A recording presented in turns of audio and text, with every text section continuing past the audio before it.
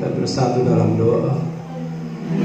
Oleh anugerah-Mu lah kami masih ada sebagai hamba-hamba Tuhan yang Kau pilih dari begitu banyak manusia di muka bumi ini. Bahkan Engkau menetapkan kami untuk mengemban satu tugas, memberitakan firman Allah, memberitakan Injil Tuhan sampai ke ujung-ujung bumi. Di kesempatan ini Bapa, sebelum kami melakukan banyak hal dalam pekerjaan Tuhan, mari sirami hati kami dengan kebenaran firman-Mu. Biar kami boleh melihat dari sudut pandang Allah bahwa panggilan melayani Tuhan adalah rencana dan rancangan Tuhan. Sebentar kami akan duduk diam. Para gembala, para hamba-hamba-Mu Tuhan, kami mau tunduk di bawah otoritas kebenaran firman Allah. Ajarkan kami sesuatu hal yang berarti, karena di mana ada firman Tuhan diberitakan, di situ ada kebenaran, dan kebenaran itulah yang akan memerdekakan kami, membuat kami hidup di dalam ketaatan kepada Allah. Sebentar kami akan mendengarkan firman Tuhan berbicara lewat hamba-Mu. Di dalam nama Tuhan Yesus Kristus kami bersyukur dan berdoa. Amin. Puji Tuhan. Shalom Bapak Ibu. Di tengah kondisi COVID, hari ini masih kita bisa berjumpa ya, bisa bertatap muka. Nah, hari ini firman Tuhan yang ingin saya sampaikan kepada kita, yang Tuhan taruh di hati saya tentang melayani. Mari kita belajar dari firman Tuhan, bagaimana kita mempersiapkan diri melayani Tuhan. Nah, melayani itu bukan tugas biasa-biasa bila disejajarkan dengan mengelola sebuah perusahaan, itu jauh berbeda. Karena yang kita layani itu Tuhan, dan yang kita layani itu pekerjaannya. Nah, kita sebagai hamba-hamba Tuhan, para gembala, kita sudah cukup lama berkecimpung dalam pelayanan. Kalau kita ditanya satu persatu, kita punya banyak kesaksian hidup, dari hal-hal yang biasa sampai hal-hal yang luar biasa. Hal-hal yang tidak ada apa-apanya, tetapi juga kita bisa bercerita mujizat demi mujizat disertai Tuhan di dalam kehidupan kita melayani Tuhan. Dari hal-hal yang kosong, Tuhan bisa adakan. Kita semua punya pengalaman itu.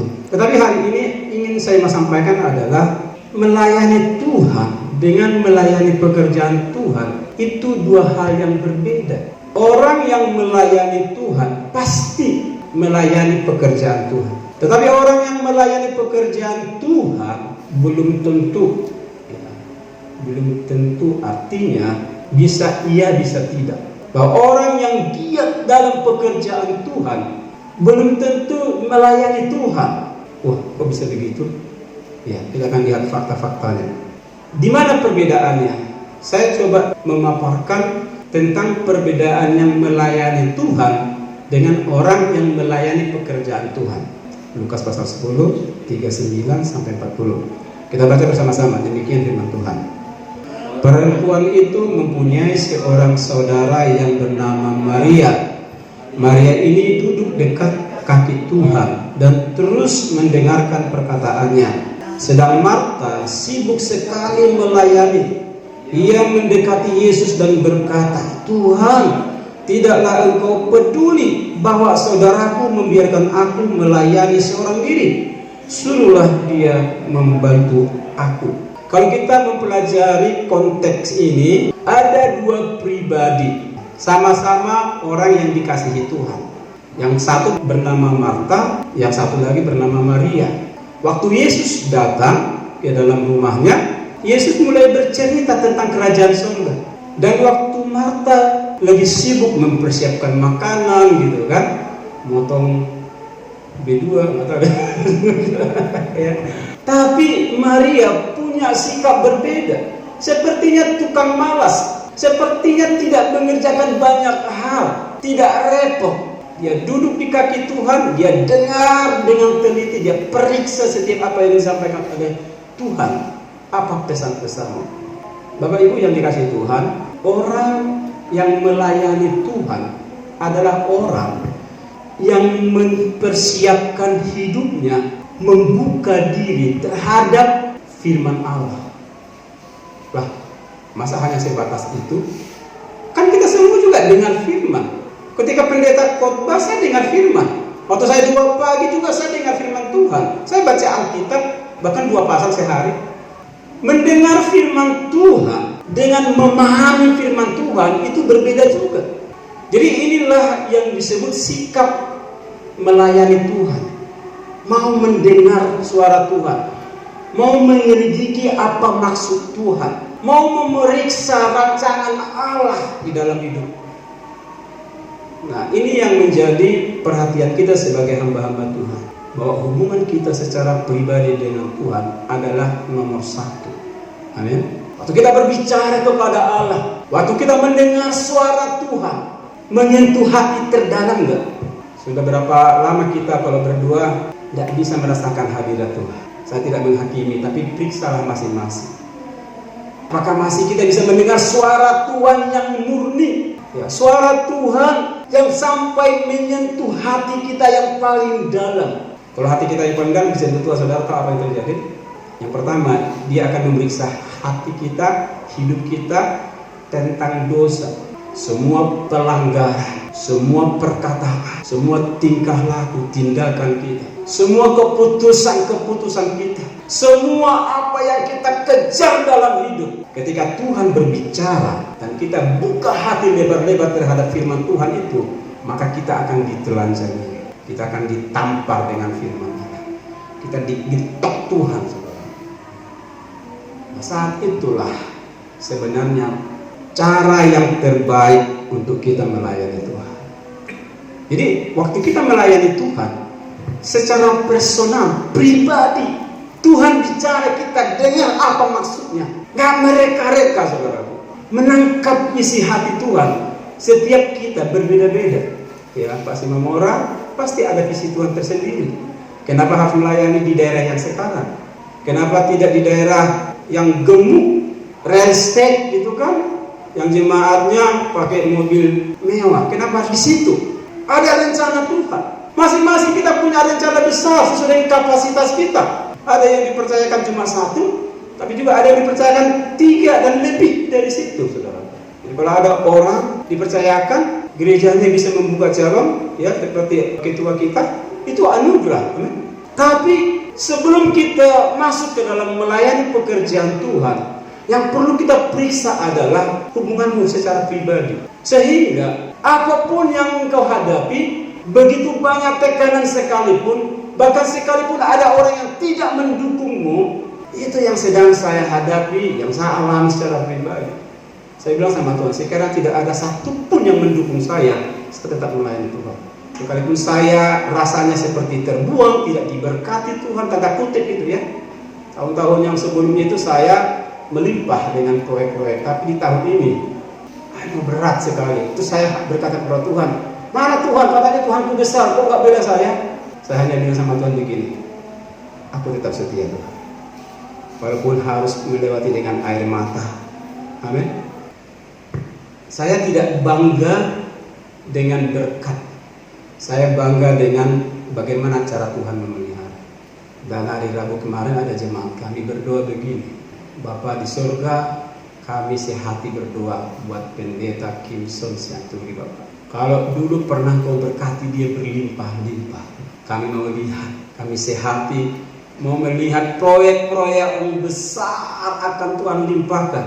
Saya nggak pernah suruh dulu dia ngomong begitu berdoanya. Jarang-jarang ibu ini berdoa secara khusus buat saya gitu. Saya amini aja.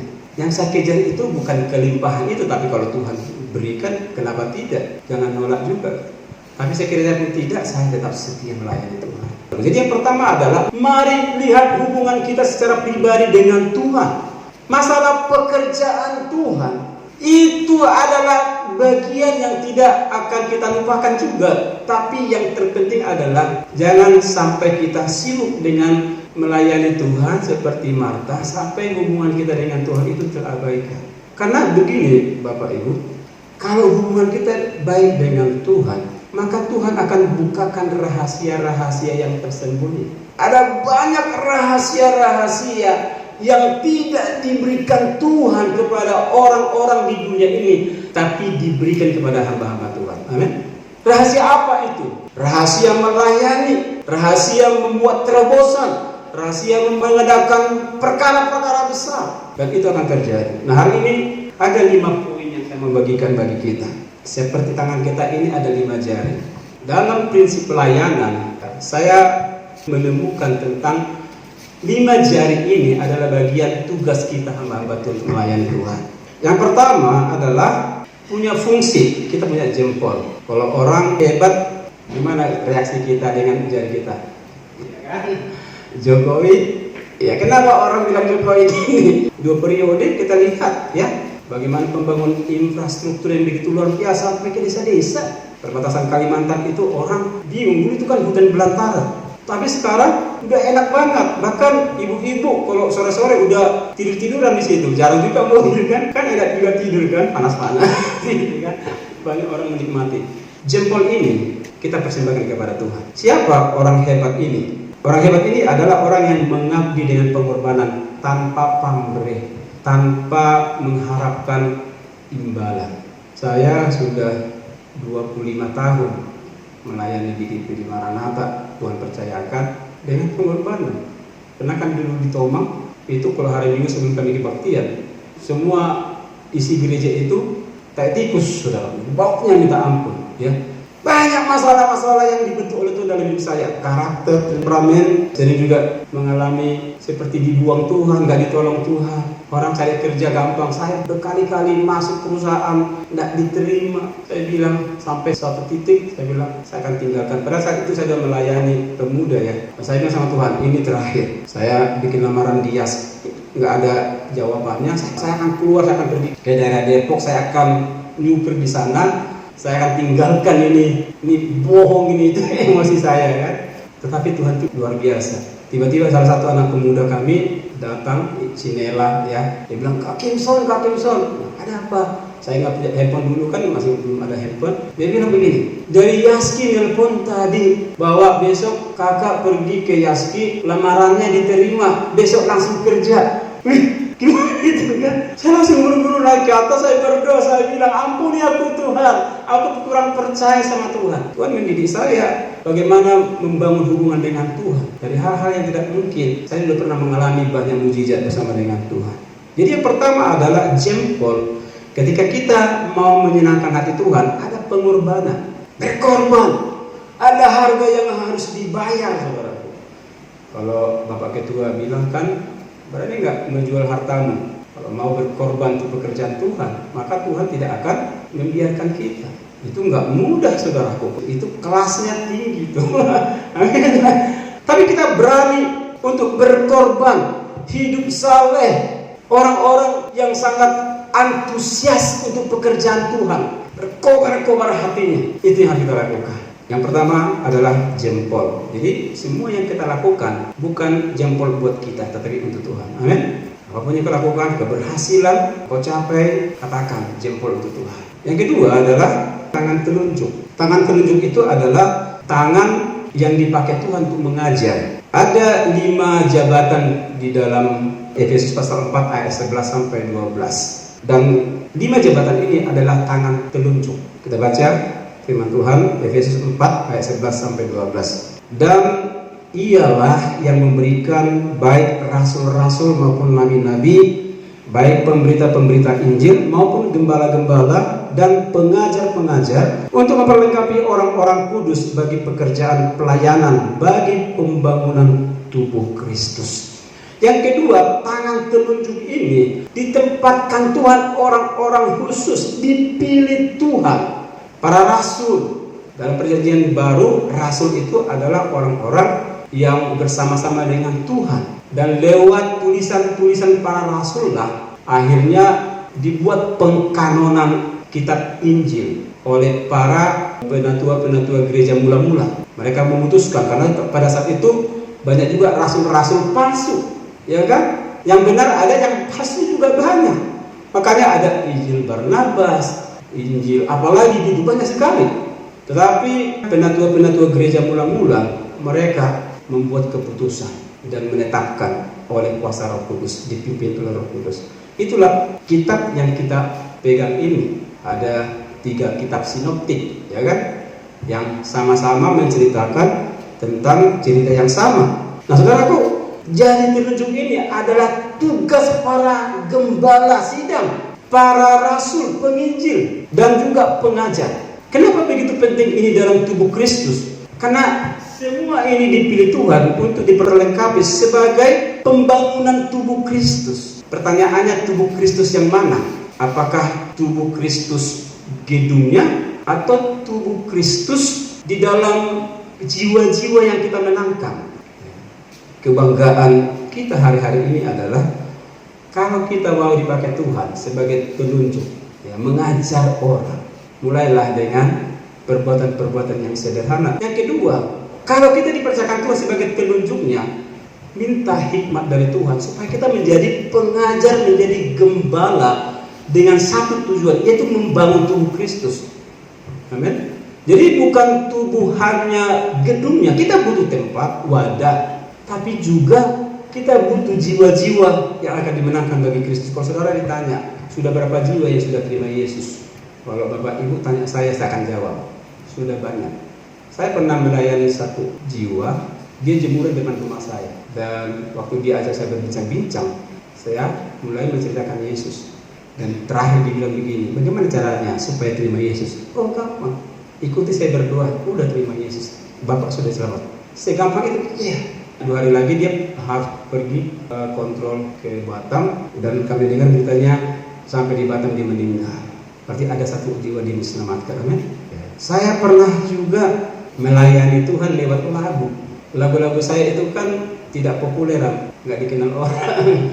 Tapi saudara tahu, pernah lagu itu memberkati satu orang yang menjaga orang tuanya sakit. Saya tahu ceritanya dari ibu gembala ini. Itu lagu yang dinyanyikan anak ini yang lagi jaga mamanya mau cuci darah, ya Kak ya. Tapi sebelum meninggal dia mau cuci darah kan, dan anak ini nyanyi salah satu lagu yang saya tulis. Ibu gembala bilang ini lagu kayak dari Bapak Jonathan ini gitu ya. Dinyanyikan anak itu, dia kuat hatinya menghadapi keadaan yang begitu sulit. Mamanya sebentar lagi mungkin akan meninggal. Saudaraku, kita bisa melayani Tuhan, memenangkan jiwa dengan banyak cara. Amin. Di bagian mana kita ditaruh Tuhan? Ada orang memang memiliki beda-beda kapasitas, ya, talenta beda-beda. Apa Amang si Mamora bisa lakukan, belum tentu saya bisa lakukan. Apa yang bisa dilakukan oleh Amang Saragi, saya juga belum tentu bisa lakukan. Yang ketiga adalah jari tengah, itu pengayom.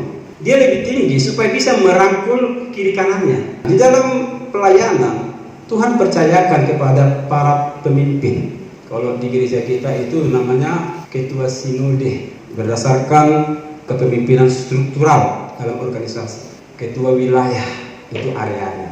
Mereka adalah pengayom, mereka adalah jari tengah, melindungi, merangkul, memperlengkapi, membangun, saudara.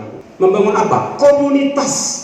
Kenapa perlu ada kantor pusat? Kenapa kita tidak bisa berdiri sendiri aja bikin gereja gitu kan masing-masing? Karena lewat pusat kita dapat payung, kita dipayungi, dilindungi. Amin.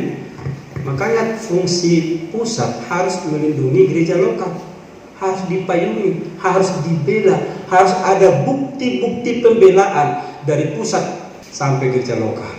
Jari tengah ini di dalam Markus pasal 10 ayat 43-45 berkata, tidaklah demikian di antara kamu. Barang siapa ingin menjadi besar di antara kamu, hendaklah ia menjadi pelayanmu. Beda cara pandang firman Allah dengan cara pandang dunia. Kalau orang dunia yang paling besar, maka dia memiliki kekuasaan. Dia punya pengaruh besar, baru dia menjadi nomor 1, menjadi pemimpin. Tetapi di dalam pekerjaan Tuhan tidak seperti itu. Barang siapa menjadi besar di antara kamu, hendaklah ia menjadi pelayanmu. Dan barang siapa ingin menjadi yang terkemuka di antara kamu, hendaklah ia menjadi hamba untuk semuanya. Jadi hamba, Mang. Ternyata kalau jadi pemimpin itu harus jadi hamba. Makanya disebut hamba Tuhan. Klasifikasinya, kualitasnya beda. Kalau hati kita sebagai hati hamba, maka disitulah Tuhan memperlengkapi kita. Kalau kita lihat para rasul dalam melayani, benar-benar mereka hamba. Rasul Paulus itu seorang penginjil yang kelas kakap. Dia tidak suruh anak buahnya terjun duluan, dia yang duluan. Daerah-daerah yang tidak pernah ada berita Injil, dia duluan buka di sana. Dia rintis. Begitu dia rintis, dipercayakan kepada anak buahnya. Siapa anak buahnya? Timotius, ya kan? Nih saya udah buka nih, kamu menggembalakan di sini, buka lagi di sini, kamu menggembalakan di sini, itu. Ya, jadi pemimpin harus berikan contoh, teladan bagi kita, supaya apa? Supaya keteladanan itu mempengaruhi pelayanan kita akan melihat pekerjaan Tuhan yang dahsyat di hari zaman. Jadi sebagai jari tengah, pemimpin hadir untuk mengayomi. Markus 10 ayat 43 sampai beliau berkata begini, tidaklah demikian di antara kamu, barang siapa yang menjadi besar di antara kamu, hendaklah ia menjadi pelayanmu, dan barang siapa yang menjadi yang terkemuka di antara kamu, hendaklah ia menjadi hamba untuk semuanya. Terakhir, karena anak manusia juga datang bukan untuk dilayani, melainkan untuk melayani dan untuk memberikan nyawanya menjadi tebusan bagi banyak orang. Gembala itu tugasnya rela mengorbankan apa yang ada padanya. Ya, saya tahu pengorbanan kita banyak, ya. Bagaimana kita membuka pekerjaan Tuhan dengan air mata, tapi pelan-pelan mulai Tuhan tunjukkan anugerahnya. Seperti GPD Sejahtera, itu luar biasa kan? Sampai nama gedungnya pun sejahtera, itu hebat itu. Ya, pengaturan Tuhan itu luar biasa, ya kan? Saya nggak tahu berapa ember air mata Inang ini sama Amang ini kan menduakan itu. Begitu kita dengar, kita kan hanya terima bersihnya aja. Wah, luar biasa. Kan nggak tahu perjuangan Amang ini kan, sama anak-anaknya harus Tuhan kita. Jadilah kita pemimpin, gembala sidang yang mengayomi jemaat kita. Yang keempat, Bapak Ibu, saudaraku, jari manis. Jari manis ini ya, biasanya jari manis ini dikasih apa? Cincin. Kenapa dikasih cincin? Jari manis ini disebut mereka penilik jemaat. Saya kategorikan, baik dia penilik jemaat, pemain musik, pemimpin pujian, para singer, pelayanan meja. Ada pelayanan meja. Oh, luar biasa juga ya. Makanya ya di sini kita ada juga pelayanan meja kan? Sudah disiapkan di situ, makanya istri saya ngolah dibantu dengan lamhot. 1 Timotius 3 ayat 1 sampai 4 berkata demikian. Benarlah perkataan ini, orang yang menghendaki jabatan penilik jemaat menginginkan pekerjaan yang indah. Kenapa ini dikasih cincin? Karena jari ini jari yang cocok untuk ditaruh cincin, menjadi indah. Dan pekerjaan yang indah itu adalah penilik jemaat. Dan kualifikasi penilik jemaat itu punya standar yang sangat tinggi. Karena itu penilik jemaat haruslah seorang yang tak bercacat. Luar biasa ini, tak bercacat. Suami dari satu istri. Jadi kalau sudah punya istri satu cukup lah ya, cari-cari yang lain. Dapat menahan diri, tidak emosional, bijaksana, sopan. Ada tata cara, etika, estetika dikuasainya. Ya, saya belajar banyak dari Bapak Gembala almarhum dalam hal menerima tumpangan. Sejak saya menikah, sudah ada banyak orang menumpang di rumah kami. Menumpang pergi berhasil, menumpang pergi berhasil. Sampai yang terakhir pun, ya, ada orang anak muda dibilang, boleh nggak aku tinggal di rumah? Saya tidak punya tempat tinggal. Kau silakan, ada kamar yang kosong di atas. Sampai sekarang betah dia di rumah. Ya, kasih tumpangan. Ya, apa yang saya makan dia makan. Saya nggak pernah bilang, bayarin lah, enggak. Namanya juga kasih tumpangan kan? Karena orang berikan tumpangan, sama itu halnya menjamu malaikat. Walaupun dia bukan hamba Tuhan, tapi saya ajak doa. Dia doanya luar biasa ya, sekali kepada Tuhan. Jadi penilik jemaat, ya, bukan peminum, cakap mengajar, bukan pemarah, melainkan peramah, pendamai, bukan hamba uang. Seorang kepala keluarga yang baik, disegani dan dihormati oleh anak-anaknya. Jadi kualitas penilik jemaat ini yang disebut melayani mereka yang nomor 4 ini, saudaraku, harus dihargai. Kita bikinlah amplop mereka ya. Saya tahu Ibu Gembala sudah kasih amplop juga masing-masing itu kan, menghargai. Kenapa? Mereka perlu kita jaga, kita pelihara. Kita harus bangun. Ya, apalagi kita tahu dia keadaan keuangannya, ya kan, sepasang, minimal bantuan itu sangat berharga, ya. Kita jaga itu. Dan yang terakhir, kita bisa makan. Ya, terakhir itu jari kelingking. Kalau dari yang 5 ini ya tidak begitu berfungsi kelingking kali ya. Bahkan untuk mobil pun pakai kelingking kan. Kerjaannya ya nyanyi doang gitu. Nggak banyak kerjanya ini, nggak terhormat dia. Ya, ya adalah fungsi di mana gereja hadir menaruh perhatian kepada orang-orang yang tidak diperhatikan. Siapa orang-orang yang tidak diperhatikan? Orang-orang pemalu, yang suka jarang datang ke gereja. Itu adalah perhatian kita. Itu jadi kelingking yang Tuhan taruh dalam pelayanan. Tidak rohani, bahkan di pandangan orang tanda kutip dia sampah masyarakat. Dia orangnya pembuat onar. Di gereja heran ya, kenapa kok ada orang-orang yang menjengkelkan kan? Dengan gampangnya kita buang mereka. Mereka jadi kelingking, jangan buang. Walaupun dia sampah, tidak bernilai, tapi ada ayat firman Tuhan berbicara tentang mereka. Ya. Matius 25 ayat 35 sampai 36. Sebab ketika aku lapar, kamu memberi aku makan. Ketika aku haus, kamu memberi aku minum. Ketika aku seorang asing, kamu memberi aku tumpangan. Ketika aku telanjang, kamu memberi aku pakaian. Ketika aku sakit, kamu melawat aku. Ketika aku di dalam penjara, kamu mengunjungi aku. Ayat 40. Dan raja itu akan menjawab mereka, aku berkata kepadamu, sesungguhnya segala sesuatu yang kamu lakukan untuk salah seorang dari saudaraku yang paling hina ini, kamu telah melakukannya untuk aku. Siapa saudaraku yang paling hina ini? Itu jari kelingking tadi.